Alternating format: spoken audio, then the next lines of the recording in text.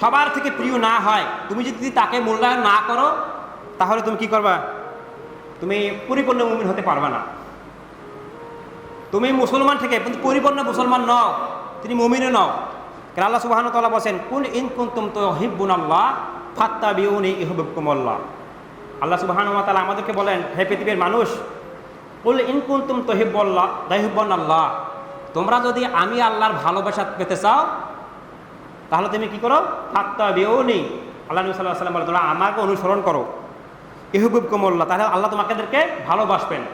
আল্লাহ তাআলা তো শুধু তোমাদেরকে ভালোবাসবেন, তাকে মূল্যায়ন করে এমনটা নয়। আল্লাহ সুবহানাহু ওয়া তাআলা পুরস্কার একটু বাড়িয়ে বলেন, ওয়াইয়াগফির লাকুম যুনুবাকুম। আল্লাহ সুবহানাহু ওয়া তাআলা এর কারণে দুনিয়াতে চলাকালীন সময়ে শয়তানের ওয়াসওয়াসায় পড়ে নিজের প্রবৃত্তির কারণে তুমি যে সামান্যটুকু পাপ করে বসো, এই পাপগুলো আল্লাহ সুবহানাহু ওয়া তাআলা ক্ষমা করে দেবেন। সুবহানাল্লাহ। তবে শর্ত হলো আল্লাহর নবীকে ভালোবাসতে হবে, তাহলেই আল্লাহ সুবহানাহু ওয়া তাআলা আমাদের এই পাপগুলো ক্ষমা করে দেবেন এবং সাথে সাথে আমাদেরকে তিনি ভালোবাসবেন।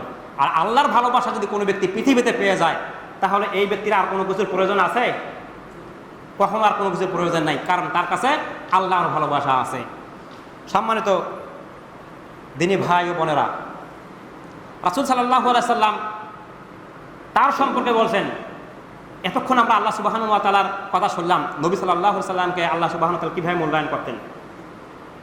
নবী সাল্লাল্লাহু আলাইহি সাল্লাম আমাদেরকে বলছেন, লা ইউমিনু আহাদুকুম হাত্তা আকুনা আহাব্বা ইলাইহি মিন ওয়ালিহি ওয়া ওয়ালাদিহি ওয়ান নাসি আজমাইন। হে পৃথিবীর মানুষ, তোমরা ততক্ষণ পর্যন্ত পরিপূর্ণ মুমিন, মুত্তাকি, মুসলমান, পরহেজগার, আল্লাহওয়ালা হতে পারবেন না, যতক্ষণ পর্যন্ত আমি মুহাম্মদ সাল্লাল্লাহু আলাইহি সাল্লাম তোমার নিকটে তোমার সবচেয়ে প্রিয় পৃথিবীতে যে ব্যক্তি, পিতা এবং মাতা, যে পিতা মাতাকে অনুসরণ করলে মানুষ জান্নাতে চলে যায়, যদি তুমি আমি মুহাম্মদ সাল্লাল্লাহু আলাইহি সাল্লাম থেকে তোমার পিতা মাতাকে ভালোবাসো এবং তারপর তোমার নিকট সবচেয়ে প্রিয় ব্যক্তি হলো তোমার ছেলে সন্তান, তুমি যদি আমার থেকেও তোমার পিতা মাতা, তোমার সন্তান সন্ততি, স্ত্রী, এমনকি পৃথিবীর সমস্ত মানুষ অপেক্ষা আমি মুহাম্মদ সাল্লাল্লাহু আলাইহি সাল্লামকে ভালো না বাসতে পারো, তাহলে তুমি পরিপূর্ণ মুমিন নও। ভাইরা আমার, কাজেই দেখেন রাসূল সাল্লাল্লাহু আলাইহি সাল্লামকে মূল্যায়নের বিষয়টি কত গুরুত্বপূর্ণ।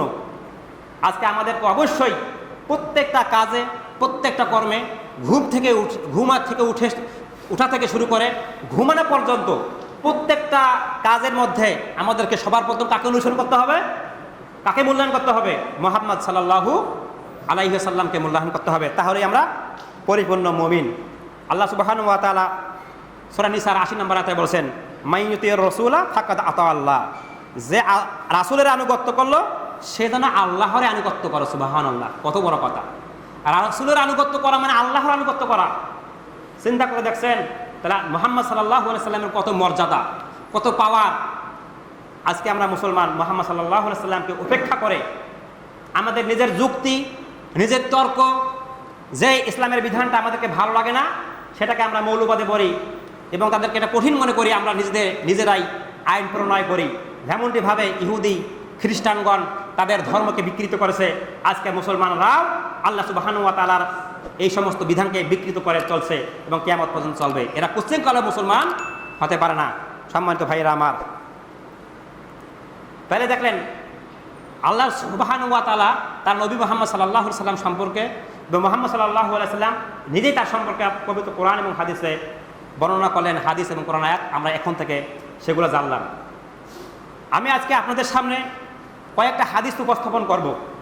এই হাদিসের মাধ্যমে আমরা বুঝতে পারবো আল্লাহ সুবহানাহু ওয়া তাআলা কেন সাহাবীদেরকে দুনিয়াতে জান্নাতের সার্টিফিকেট দিয়েছেন। কিছু হাদিস যদি আমরা শুনি তাহলে আমাদের গায়ের লোম দাঁড়িয়ে যাবে, রূপকথার গল্প মনে হবে। যদিও বা রূপকথার গল্পকেও